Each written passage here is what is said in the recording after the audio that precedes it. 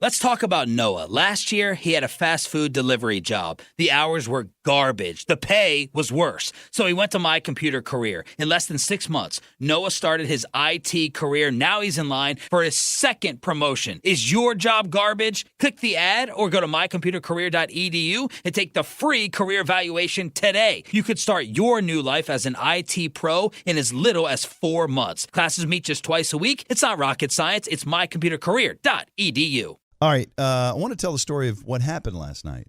See, what had happened was... What'd you do, man? So I've always wanted to go on a ride-along with a police officer. I want to go see what it's like to be in a squad car and to go peruse the city and go on a great adventure.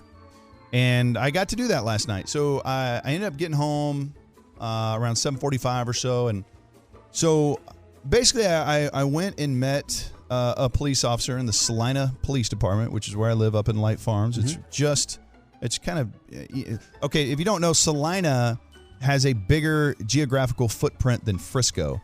It's the largest city in Collin County. It's massive. Yeah. But it's not overbuilt yet. You know, it's you can tell it's going to be huge. Like Jerry Jones invested a ton of money up there. Lamar Hunt invested money. They're buying land left and right. It's going to be the next big deal in Salina. America's going north in general. It's going north. So Salina right now is this vast, giant space, but there's not a ton of population up there yet. It's growing and emerging, and so is Prosper, which is basically right adjacent to it. And then Gunner after that a little bit further. And you don't pronounce the T in Gunner. Yes, you do not. Gunner. Absolutely. Gunner. And so anyways... I'm familiar with all these areas. These former teams that only used to play in the playoffs. Really? They're always better than us. Okay. And so what happened was there's a lot of professional athletes that have moved up to Prosper and Salina.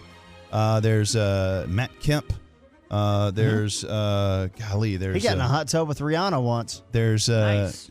Cole Beasley's up there. There is Torrey Hunter. Justin Forsett, right? LaTroy Hawkins, Justin Forsett. Darren McFadden. Heath. Yeah, McFadden. Jeff Heath McFadden. God, are they starting some like pros versus Joes community up there? There's also there's several other guys who are like still playing that are, you know, maybe relief pitchers and things like that. So there's a ton of athletes up there, and basically what had happened is some of these athletes first moved there that are very influential and leaders and that guys respect and admire, like Torrey Hunter, and Randy White's up there too. But they're Manster. Like, and Chris Bosch was building a huge mansion out there, but I think they eminent domained it. They're going to put a road right through the middle of it, so they put it on hiatus. But I think Torrey Hunter and guys like that tell other people, hey man, Texas is where it's at. Come raise your family, centrally located. You can get around the country. There's a great airport. You can see all the stars up in the sky. He sings that song. Get a lot of land, get a lot of house, no state income tax, and so guys listen to him. You know, so there's more and more athletes moving out there. And so Torrey Hunter had this big charity poker event coming up for the Salina Police Department. And so he was going to raise money for the officers. And, you know, as we've talked about with Guns and Hoses, there's this lag time. If an officer dies in the line of duty, firefighter, police officer, what have you, first responder, a lot of times the officer's family loses everything in the hiatus between them getting benefits. Yeah. Because for whatever reason, it's a screwed up system, and like they don't immediately get help. And, you know, these officers are risking their lives and they're not making a ton of money. So each paycheck matters. And so this is to raise money for officers in our area if they die in the line of duty. So it's a great cause. And so I got connected with the Salina Police Department, and I started talking to the officer who's putting together this poker event. Great guy. And he just asked me while we were planning this thing, he said, hey, would you ever like to do a ride-along? I was like, let's do it. Yes! Dying to do a ride. I've always got a night in the clink coming up. Yes, I've always wanted to do a ride-along. The guy is drunk. So last night I did a ride-along from, I don't know, about 8 p.m. to 3 a.m. And his shift was 3 to 3. And so I was like, I'll get out there. I don't know if I'll stay for the whole thing till 3. Dude, I would have kept going. I had a blast. I would have been tired at 3 a.m. if I had been going since 8 p.m. Well, That's a 7-hour shift. The time flew. The time flies because basically you get in the squad car and there's no plan necessarily. You know the amount of, and if I could screw up some of this, and if I do, I apologize. But it's like a blank canvas. You know the part of the canvas that you have to protect and serve, but within that canvas, you're out looking for people. You're searching for injustices, right? You're out there searching for bad guys. You're looking for people who are violating the law. You're trying to protect and serve. So you drive around, you look, you want to see if there's a suspicious vehicle. Okay, maybe there's somebody breaking into cars or breaking into houses, or hey, look, there's why is this car over here? Or why is this car weaving in and out of traffic the way it is? And so it's essentially you're driving around, eyes peeled, looking for anything that may be out of the ordinary. And man, those police cars are awesome. I mean, I don't know, or maybe the driver. I mean, the police officer I was with was an unbelievably good driver. How fast did he go? Well, I don't know. Do you guys ever just turn the lights on and No, there was no crazy run through red lights? No, it's very, they're very disciplined by the book. I would have loved to have done that. Just let's see what this. Let's open the lights this go on. Let's go. It's like every movie where they right. steal a car. Let's open this baby up. No, it's very legit, and they're very professional. And so, but if you do need to pull someone over, and they're going this is the other thing I didn't know. So the radar is always on. Yeah. It's always on. Yeah. And I thought, you can't get me for speeding unless you've posted up on the side of the road and you're holding your gun. So that's two different things. The gun, so the radar that's always on is actually how your radar detector works. Because your radar detector in your car is pretty much useless against a radar gun because they literally zap your car with that.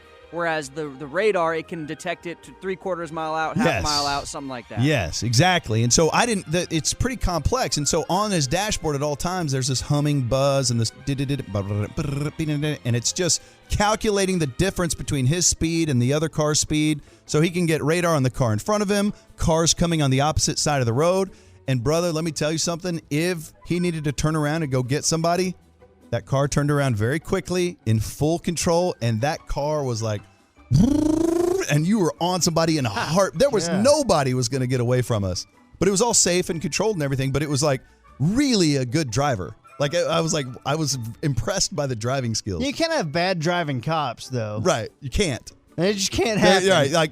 Like clearly he went through like several courses of weaving through cones and stuff in a car. Because he was like damn good. And even like there was a couple people he pulled over that were really bad drivers and maybe they stopped too soon. No problem. It was just really, it was well executed driving. But man, it was like when he went to go get somebody and he flipped on the lights, I just felt like my heart sunk because I've only been on the other end of that. And you're always so concerned. You're like, You thought you were getting pulled over? It was like, oh my God, I can feel for the person in that car. You're just totally panicked. And so it was cool. There was different things throughout the night. We helped a truck that had gotten stuck at one point. At one point, there was kids in an area that they shouldn't have been in. And another point, there was cars that were speeding or things like that, or doing checks of making sure people aren't driving drunk and making sure they don't have anything they shouldn't have in their car. Yeah. So was there was he like so you get the guy speeding or whatever? Mm-hmm. Okay. Was he like, oh yeah, it's on, or did he just flip it on and go? Could you feel him get excited? No. So he was. He does it all day, every day. Yeah. And so he normal. he would say something like, "Okay, we got one here," and he would just turn his lights on and do a U-turn, and it was like, all of a sudden we're going warp speed, and it's like just another day at the office for him. It's just normal. But the thing that the officer I went with, the thing that stood out to me the most is how passionate he was about doing the work. Like he genuinely wants this to be a safer place, right? Yeah. Like he cares. Like he would love That's how it should be. He would love to find somebody doing wrong to get them off the street, to make sure that we're okay. And if you're not passionate about what you do, there's no way you can really be good at it. And it really doesn't matter what it is you're talking about. But there was a moment early on. So I met them I met him, his sergeant, and a couple other officers at a barbecue restaurant. They were having dinner. I met them, and then we left from there.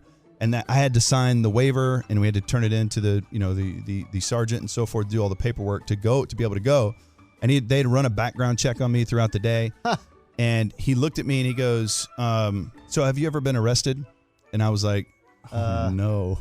And I started, like, later on, he was talking to me about tell signs, like when he's asking somebody about, like, he's standing at the side of their car and he's asking them if they had anything to drink or what they've done or where they're coming from. And he was like, if they start covering their mouth, they're covering a lie, and if they, there's all these tells. I was like, I started doing all those things and I couldn't remember. I was like, I think I've been arrested before. Like, and he's like, you're lying. You have. I got arrested in my dream one time. And so, but it was so long ago. And, I was at Texas Tech and I had bounced a check and I didn't take care of it immediately. Yeah, you told that story. And I got arrested. But you tried to lie to him? No, I didn't try to lie. I was just I was on the spot. I was embarrassed. I was like, is that arrested technically? I don't know. And what he goes, define arrest? He goes, did you go to jail? And I was like, well, prison or jail? What is it? I went. They held me in a holding. He's like, clink. Yeah, you got arrested. And I was like, okay. So then it ended up being okay, but I had to go through all that. It was really embarrassing. And then there's so. Over the course of the night, though, man, we would go out from one thing to another, to another, to another. For an officer, the night is not scripted. Whatever happens, happens. You should get a call. Go with the flow. And is there any downtime? No, there was not any downtime. But he was constantly going from one thing to another, to another, to another, and it was so impressive. It was like whatever crime presents itself, you go deal with it. And these crimes just continue to present themselves all night, even constantly. in Salina? And yes. How big is the gas tank? Like, how many times did you guys have to fill up? We didn't fill up once. He filled up at the end of the night. He filled up. Did you guys at least go get a big gulp or something? No. I would have totally gone and got a cup of coffee or something, but no. But man, the first cup of Joe, convenience store taquitos. There's this rule that hey, if you're an observer, and so if something goes down, you can't get involved. Yeah, like we were joking around. Do I get a gun? Do I wear a uniform? Yeah. Do I get a nightstick, a taser? Do I get a flashlight? All these different things. You get nothing. You get nothing, and you sit there and you shut up and you don't make it. And you just observe. Front seat or back seat? Front seat. Wow, front seat. I'm in the front seat. I'm riding shotgun. Did you wear a prison outfit? I didn't have to wear a prison outfit. That's a good bit if you show up to your ride along in an orange jumpsuit. I do have a very impressive flashlight, though. And I brought it, but I left it in my car. I was too intimidated to bring it. My wife's like, "Are you taking your flashlight?" I'm like, "Yeah." She just wants you to use it she wants to justify the cost of it. Yeah. But man, I was blown away. It's a great adventure. And now I say that knowing full well that that's not what it is. These brave heroes are risking their lives. And that, every night. Anytime you go to a car, like we'd pull a car over. Oh yeah, here's what I was going to say. I have to observe, so I can't get involved, obviously. But and this is the realest it got. He looked at me and he said, "Hey, if somebody attacks me, you can't get involved. You can't get out of the car." And think about that. So think about that. And I'm like, well, I don't understand. I brought this flashlight. Well, but I'm like, I don't understand. You're an officer. You're a peace officer. You're an officer of the law. Why? And why would anybody fight you? He goes, that's our line of work. You never know. Yeah. And every time he went to a car, he was so kind and courteous and pleasant and friendly. And he tried to work with people. But, occasionally you run across somebody who maybe is on meth or something and they want to throw down or, and it's like, but so luckily that didn't happen. What would y'all have done if you're on a ride along and somebody starts fighting the officer? That is weird. Well, if they hadn't told me not to get out and help them, I would get out and help them. Of course. But, I guess if they told me not to do anything, I would just call 911 from the car. He did show me a button. He goes, he showed me a button to push. If something jumps off, you can push this button, and then everybody will come to me, and my backups will all arrive. Yeah, but I think I would have hit that button. I would have got out of the car too. I know what the rule was, but I'm not going to sit there. You know what I mean? Yeah. I don't know. I wouldn't have been able to sit there and watch that. I probably would have stayed in the car and gone looking for chicks.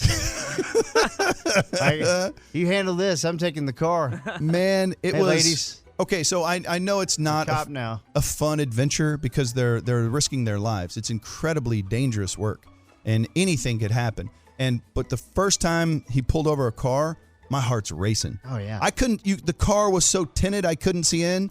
Later on, he pulled over a car and, all the windows are tinted. It was a big Suburban and you couldn't tell the guy driving couldn't speak English. So they were having a hard time communicating. He couldn't even get the windows down. Couldn't even get him to roll the window down. So I'm like, there could be a car full of people that were hoping to not get pulled over in there.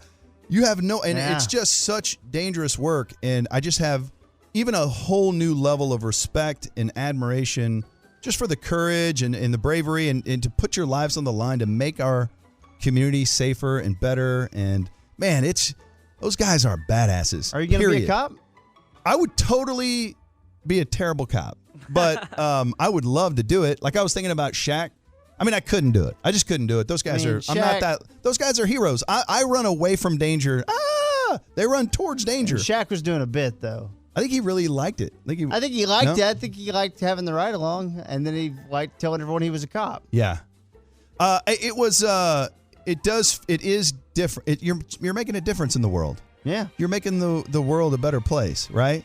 Yeah. But you're on the front lines. More so than us. You're on the front lines of serious danger. Yeah. And they all have families.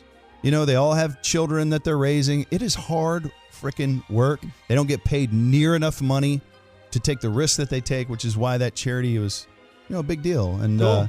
But I want to go again. I want to keep going. I want to go as much as I can. You're trying to find danger.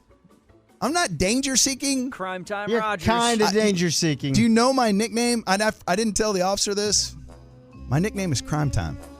My house got broken into back in our old neighborhood in North Dallas. Man, that changed my world. Crime Time. I had bulletproof window laminates. Think about that. Ben's you could gonna go shoot a into police gun officer training. You could shoot a gun into the window of my home, and it would just. Oh, Derek Holland just walked in, ladies and gentlemen. That's Former Texas Ranger pitcher Derek Holland just walked in. Derek, how you doing? How you doing? There he is, Derek Holland. Are you? I'm good. What's going on with you tonight, man? Are you going to the Mavs game? Yeah, that's why I'm here. Very nice. We're leaving from here. I don't have a headset, so it's kind of can't hear anything. I can hear you guys. Yeah, that's cool. Very nice. Chippy's playing a lot of fart drops behind Is you. it the Ditka thing? Are you? No. You want to stick around and mix with the KNC Masterpiece? I can do that with you guys. All right, it's not like I can go anywhere. Coming up next, Derek Holland, the KNC Masterpiece, having a good old party next right here on 105.3 The Fan.